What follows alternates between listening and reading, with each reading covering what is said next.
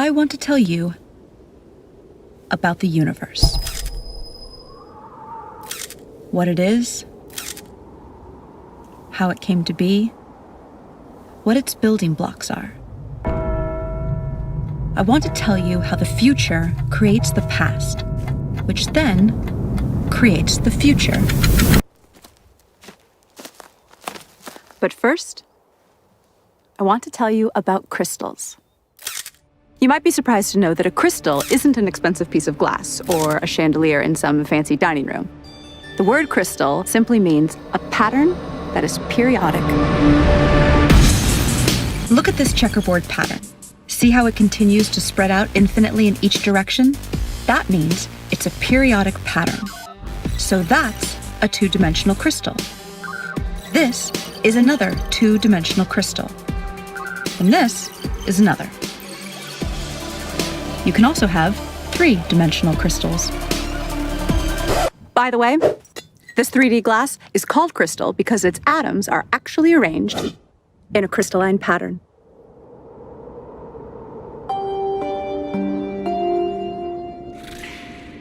So, see how I'm projecting this three-dimensional crystal to a two-dimensional image on the sand? See how the 2D projection looks distorted because of the angle of the projection? That 2D image also has a pattern, but it isn't periodic. So, it's not a crystal. But there's a deep connection between the 2D object on the sand and the 3D mother crystal. This distorted 2D pattern is called a quasi-crystal. A quasi-crystal in a certain dimension, in this case 2D, is a projection of a crystal in a higher dimension, in this case 3D. A group of physicists in Los Angeles is working on a new physics theory where a particular 8D crystal, yep, that's right, an 8-dimensional crystal, is projected to 4D at a very particular angle, which forms a 4D quasi-crystal.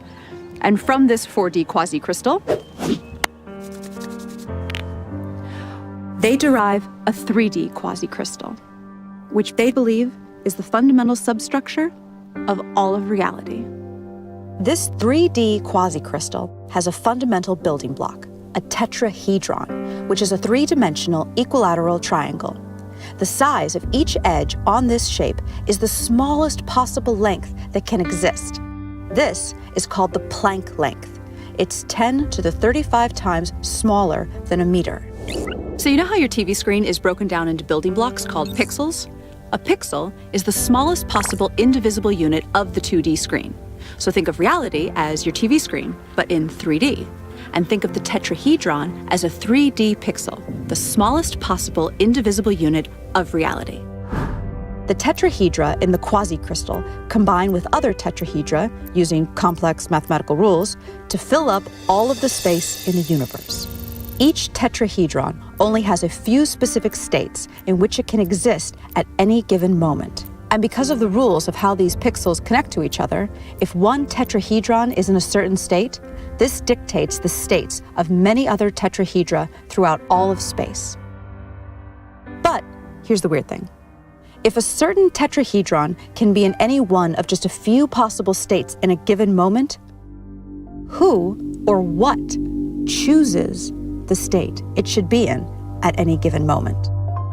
Well, for such a choice to be made, we need to scientifically, mathematically, and logically bring in a new element into physics. And that element is consciousness. If you're not a scientist, you might be surprised to learn that nobody actually knows the exact value of the speed of light. We have a close approximation, but not the exact value. The closest we can get to measuring it has to do with the precision of our machines. But no matter how precise our machines get, we will never be able to measure the exact speed of light without a theory that tells us what it is and why it is. And none of the current physics theories do that. Oh look, Professor Einstein, you look so cute. So I look pretty here? Yes, yes. No, wait, that's my bad side. But if I go... Ja, das ist gut. What if I stick up my tongue like this? Bah! Sehr gut. Oh. Our best physics theories, Einstein's theory of relativity, and quantum mechanics both use the speed of light as a starting point.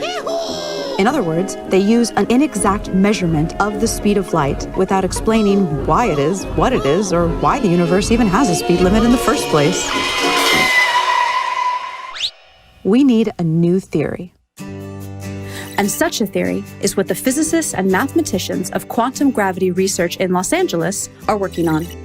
They call it emergence theory, and it will, really for the first time ever, provide an explanation for the speed of light and the other constants, such as Planck's constant and the fine structure constant.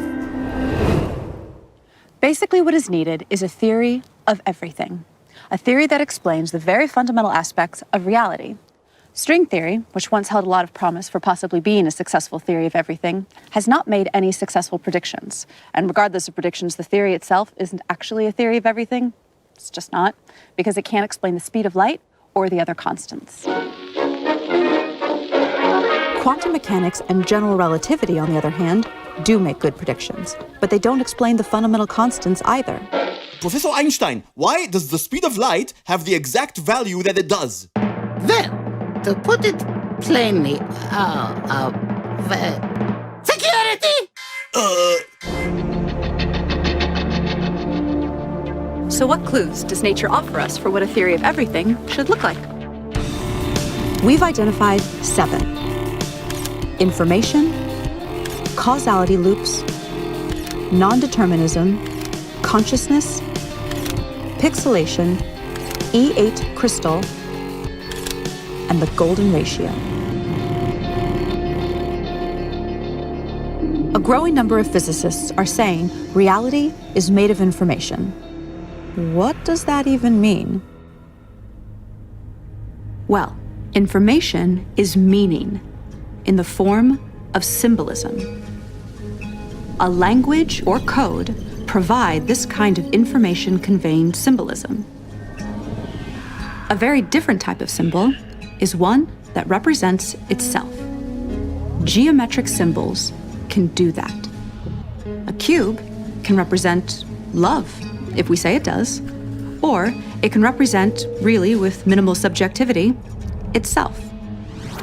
Could there be a language or code made out of geometry? What type of information would such a language express? Quantum physics theory and classical physics indicate that reality is made of information, and there is no evidence that reality is made of anything other than information. Many physicists agree with this, and many don't. But those that don't agree that reality is made of information have no explanation for what reality is, if it's not information. Gentlemen? Reality is made of information. Nope. Yes, it is made of information. No. Okay, so what is it made of if not information? Energy. Energy is information. That's stupid. Energy is the potential for a particle to change its position. Potential is information. Energy is information. No. It's information. Then what is it? Not information. Then what is it?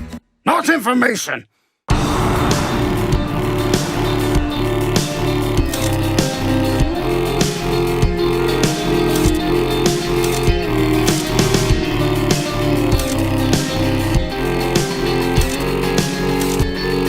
Reality is geometric. A geometric language in the form of geometric symbolism, the type of symbols that represent themselves, might explain how a geometric reality can be made of pure information. Information implies meaning, but what is meaning? Meaning is a comparison. That's what we do, but we do it so fast we don't realize we're doing it. We look at something and we match it to something from our database. We say, that is a crosswalk, that is a building, not a crosswalk, that is a window, not a building. So meaning is the perception of something relative to something else. So therefore meaning is subjective and requires choice. Can we get some dramatic music here? Because meaning is subjective, for it to even exist, it needs to be perceived or measured by some form of consciousness. Einstein showed how the past and the future exist simultaneously in one geometric object. So all time exists all the time. Let me say that again. All time exists all the time. I know that sounds kind of weird and unintuitive, but we have to kind of suspend our common sense.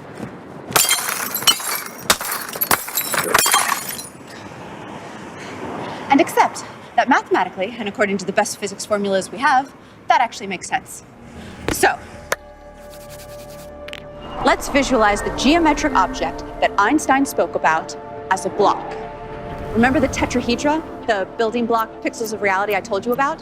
Now imagine the entire universe, everything, everywhere, in one frozen moment in time. Like a single frame in a movie. In this one frame, all of reality everywhere appears frozen in this one position. Let me give you an analogy. In a movie shot on 35mm film, there are 24 frames a second. There is no actual movement in a movie. There is just a sequence of frozen frames. Now remember how I told you about the Planck length of space, which is the smallest length possible? Well, there is also a Planck length of time, and it is much shorter than 24 frames a second. In fact, it's 10 to the 44 times shorter than a second. Okay, so back to our frozen frame of reality. The entire universe in one frozen moment, one frame. But instead of a frame in a movie, it's a frame in all of reality. Now, imagine the next frame. Each frame is different from the previous one, just like in a movie.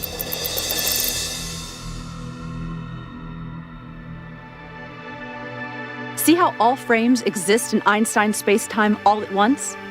Okay, now here's where things get really, really weird. We assume that the past influences the future. That's how we appear to experience reality. But when you look at this block, why would one side be the past and one side be the future? Why go left to right and not right to left? Why can't the future influence the past? Take away the names past and future if that helps you think of this concept. So what if the past influences the future and the future influences the past in an endless feedback loop? So then, the question is, which part of the past is influencing which part of the future and vice versa? And the answer is, all time is affecting all time, all the time. Hi, I need a drink.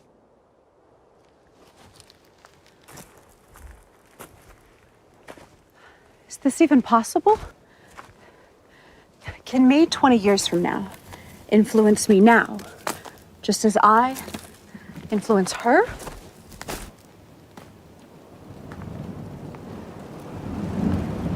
So can me 5 minutes from now influence me 10 minutes ago, just as me 10 minutes ago influences me as a baby, just as me as a baby influences me on my deathbed?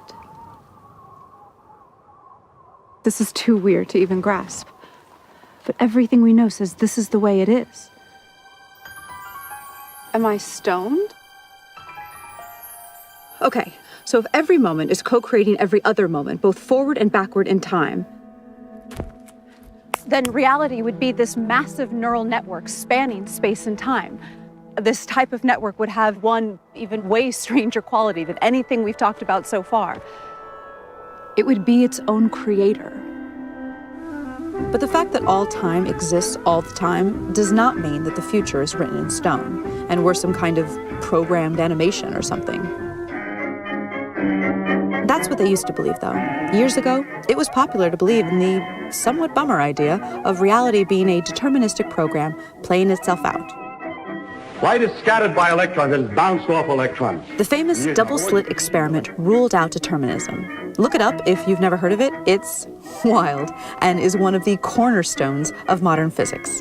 But for now, take my word for it. It ruled out determinism and ushered in a new era of non-determinism, or basically, free will. So, how does free will work? One of the most surprising discoveries of quantum physics is that reality only exists when it is observed. That literally, particles do not exist until they are observed. Famous physicist John Wheeler, he's the guy who came up with the term black hole, says that reality is made of information, which is created by observation.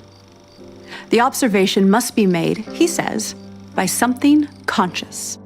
And Nobel Prize winner Frank Wilczek said that quantum theory is contentious and obscure, and that it will remain that way until someone constructs, within the formalism of quantum mechanics, an observer, a model entity whose states correspond to a recognizable caricature of conscious awareness. An entity, an observer. So Frank Wilczek is basically talking about an entity, not necessarily a human being or an animal, that is capable of generating information by observing and measuring. But what would that conscious entity be? Well, we definitely know that consciousness exists in the universe. I mean, at least in us humans, right? I mean, I'm conscious, you're conscious, he's conscious, I think. I'm conscious. I'm conscious.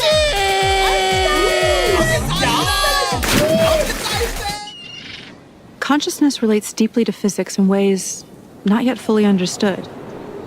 In fact, consciousness is kind of like one of the least understood things in all of science. Nobody knows exactly what it is. Weird, right? So if reality is pure information, if everything, energy, matter, thought, if it's all information, then it becomes clear that reality deeply ties into consciousness in some way, as if the fundamental stuff of reality is somehow consciousness. Did consciousness and information somehow emerge in a causality feedback loop? German physicist Werner Heisenberg developed the first equations of quantum mechanics using a type of math called matrix theory. He deduced that space and time were pixelated into indivisible three-dimensional Planck-length units, just like the two-dimensional pixels on your computer screen. It's good to be made of pixels. The mathematics indicated this. Mathematics. I love mathematics. Your pizza, Professor. And pizza. Oh, I love pizza. Especially pixelated pizza. And interestingly, there was no solid experimental evidence for smooth, in other words, not pixelated, space-time. Pizza. Not pixelated. Not pixelated. Pixelated. We are not pixelated. Not pixelated. Yes, you are, morons. Your mother is pixelated. This is smooth. There is no evidence of that. And the mathematics show it is pixelated, so it must be pixelated. Oh, that's interesting. Bullshit. It must be pixelated. Bullshit, bullshit, bullshit, bullshit. On the other hand, most scientists agree that a length can be no shorter than the Planck length, which suggests reality is pixelated. There is no length shorter than the Planck length.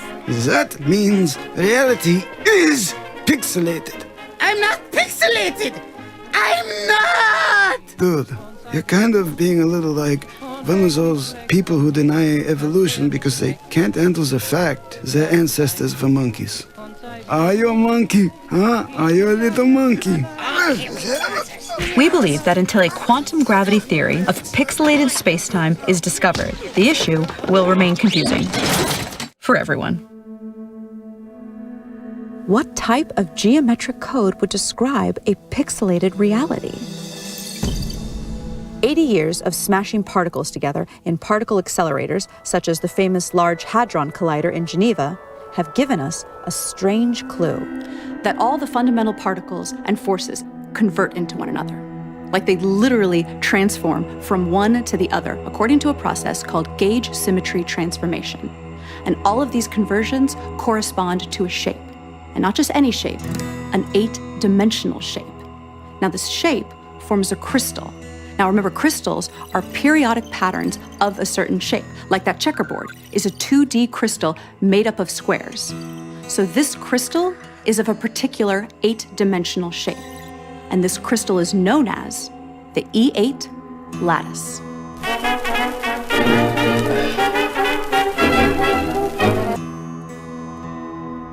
To generate that 3D quasicrystal, the substructure at the pixelated fabric of reality, we project this 8D crystal to 4D. And then we convert that to 3D.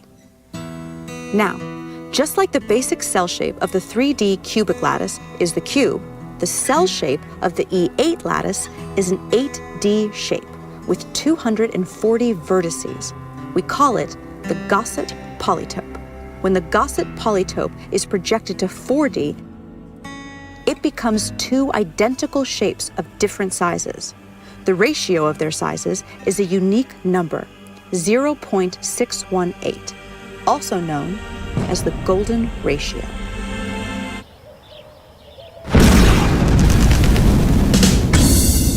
The golden ratio may be the fundamental constant of nature.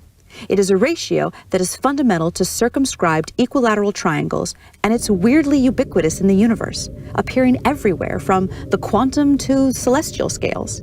Ever so interestingly, it appears in black holes. I don't want to fly into a black hole. I wish I never theorized your existence.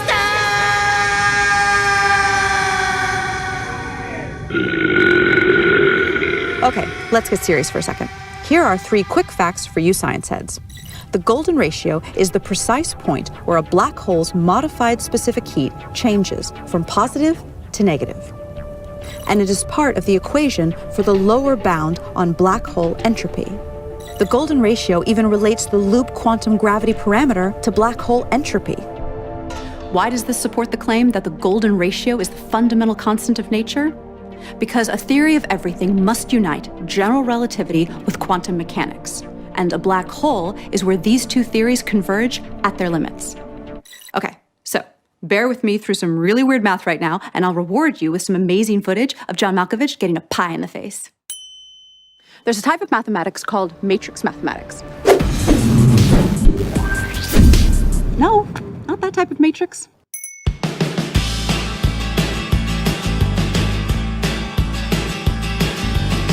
Matrix math is the type of math that quantum physics uses in its formulas. Without getting too technical, this is an example of a matrix. A matrix is just a group of numbers that are arranged in columns and rows. And there's a certain amount of combinations for these numbers inside the matrix. Like if a matrix has 4 numbers inside it, there are 24 different possible combinations for those 4 numbers. Quantum mechanics uses matrices that are binary, so they only contain various combinations of 2 numbers. Each of these combinations of numbers has a value. It's called an eigenvalue. Some eigenvalues are called trivial. These are values like 1, 2, and 0. And some are called non-trivial. And those are all sorts of more complex-looking numbers. So, here's the interesting part. What's that interesting part? Oh, yes, here. The highest probability non-trivial eigenvalues that show up in binary matrices are, ready for this, the golden ratio and -1 over the golden ratio. So we now see a deep link between black holes and quantum mechanics because the golden ratio appears deeply in both black hole physics and in quantum mechanics. Okay. Good job bearing with me. So, here's your reward. John Malkovich getting a pie in the face. No, I don't want. No. But I'm not John Malkovich. Pie! The golden ratio appears to startling accuracies in many other ways throughout the universe in scales both large and small. It is so prevalent that its existence simply cannot be looked at as coincidental. In the past, the appearance of this ratio has usually been ignored by scientists because they had no way to explain it. So interest in it was considered the stuff of amateur scientists. But now, for the first time, a rigorous quantum gravity theory is being developed, which predicts the golden ratio's existence, literally, everywhere. So what would a theory of everything look like that answers these 7 clues we just presented? Information, causality loops, non-determinism, consciousness, pixelation, E8 crystal, and the golden ratio. So we think reality is a mosaic-like code or language at the smallest scale of reality possible, which is called the Planck length. Particle accelerator data tells us that all particles and forces relate to one another according to a higher dimensional crystal called the E8 lattice. But reality appears to be 3D. So we project a slice of this E8 crystal down to 3D, which produces a quasi-crystal code or language. And that allows these geometric symbols to build up to the ordinary world of particles and forces that we see around us. Now, this geometric language has rules, but it also has syntactical freedom like any language.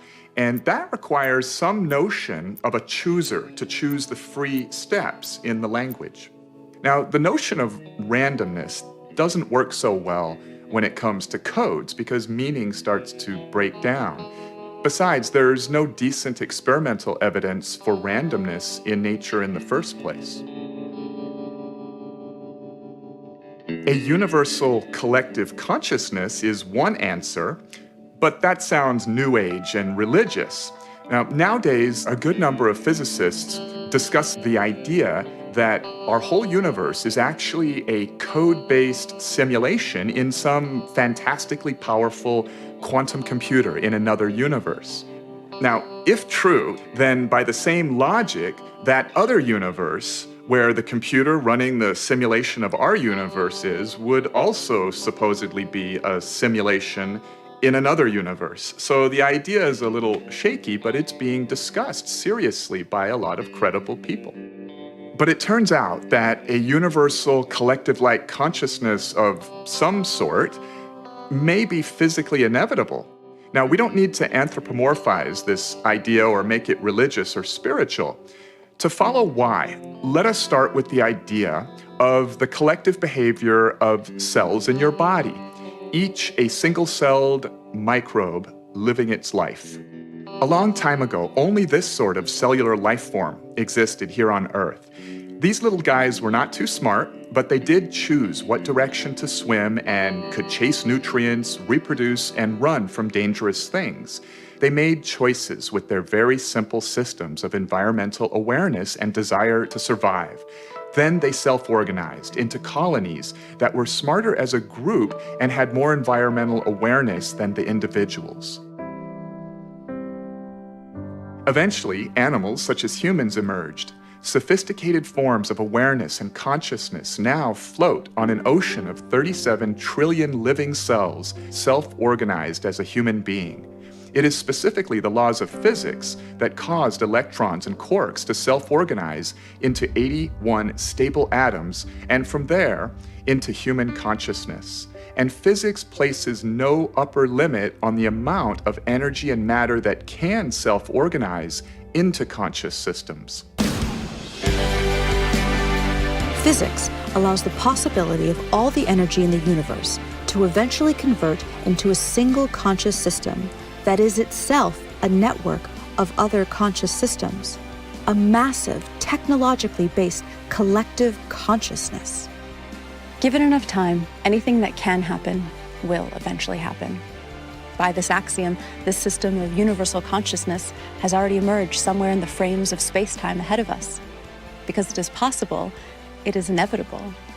In fact, according to the evidence of retrocausality time loops, that inevitable future is co-creating us right now, just as we are co-creating it. When humanity discovers the theory of everything, it will usher in a new age of prosperity. For example, clean, cheap energy, leading to the eventual elimination of poverty. As a nonprofit, quantum gravity research relies on crowdfunding to support our scientific progress. Even a $5 donation is meaningful and moves this mission forward.